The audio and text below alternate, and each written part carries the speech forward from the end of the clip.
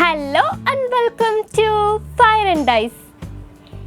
இன்னைக்கு நம்ம ரொம்ப ஈஸியான மெத்தட்ல மஷ்ரூம் கிரேவி அதுவும் 10 minutes எப்படி செய்யலாம்ன்றது தான் பார்க்க போறோம். மஷ்ரூம்ல நிறைய நியூட்ரியன்ட்ஸ் இருக்கிறதுனால இது நம்மளோட உடம்புக்கு ரொம்ப நல்லது. இப்போ வாங்க மஷ்ரூம் கிரேவி எப்படி செய்யலாம்ன்றத பார்க்கலாம்.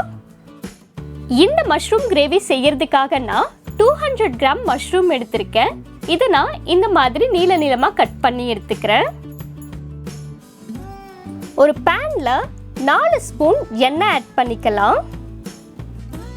எண்ணெய் நல்லா ஹீட் ஆனதும் இதுல நான் 2 துண்டு பட்டை, 2 ஏலக்காய், கொஞ்சமா சோம்பு, 2 மீடியம் சைஸ் வெங்காயம் நான் சின்னதா கட் பண்ணி வச்சிருக்கேன். இதையும் இது கூட சேர்த்து நல்லா வதக்கிக்கலாம். வெங்காயம் வதங்கினதும் இதில் நான் 1 ஸ்பூன் இஞ்சி பூண்டு பேஸ்ட் ஆட் பண்ணுறேன்.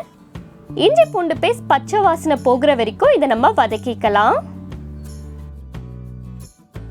2 மீடியம் சைஸ் தக்காளியை நல்லா அரைச்சி வச்சிருக்கேன். இதை நம்ம இப்போ ஆட் பண்ணிக்கலாம். தக்காளி ஆட் பண்ணி நல்லா மிக்ஸ் பண்ணி விட்டுக்கலாம். பாருங்க, எண்ணெய் தனியா பிரிஞ்சு வருது. இந்த ஸ்டேஜ்ல நம்ம மிளகாய் தூள் ஆட் பண்ணிக்கலாம். நான் இதுல 2 ஸ்பூன் குழம்பு மிளகாய் தூள் ஆட் பண்றேன். உங்களுக்கு வேணும்னா நீங்க தனித்தனியாவும் ஆட் பண்ணிக்கலாம்.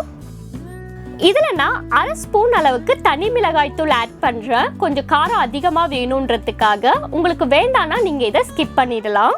உப்பு தேவையான அளவு ஆட் பண்ணிக்கலாம். இப்போ இது எல்லாத்தையும் நல்லா மிக்ஸ் பண்ணிக்கலாம். அடுப்பை மீடியம் ஃப்ளேம்ல வச்சே பண்ணுங்க. இப்போ இதுல நம்ம ஆல்ரெடி கட் பண்ணி வச்சிருக்க மஷ்ரூமை ஆட் பண்ணிக்கலாம். இப்போ இது எல்லாத்தையும் நல்லா மிக்ஸ் பண்ணிக்கலாம். தண்ணி ஆட் பண்ணணும்னு அவசியம் இல்லை. நம்ம போட்டிருக்க மஷ்ரூமே தண்ணி விடும். ஸோ மசாலாவோட சேர்ந்து மஷ்ரூம் கொஞ்சம் குக் ஆகட்டும்.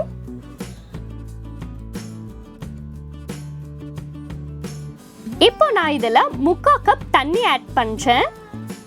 மீடியம் ஃப்ளேம்லேயே இதை ஒரு 3 மினிட்ஸ்க்கு நம்ம குக் பண்ணிக்கலாம்.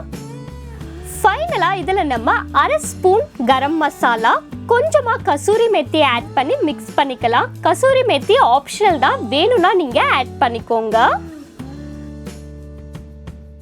இப்போ நம்மளோட மஷ்ரூம் கிரேவி சர்வ் பண்ண ரெடி ஆயிடுச்சு.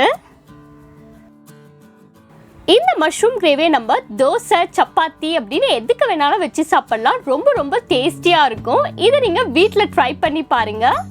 இந்த மாதிரி ஈஸியான ரெசிபிஸை தொடர்ந்து பார்க்கணும்னு நினச்சிங்கன்னா மறக்காம நம்ம சேனலுக்கு சப்ஸ்கிரைப் பண்ணிக்கோங்க. தேங்க்ஸ் ஃபார் வாட்சிங் ஃபயர் அண்ட் ஐஸ்.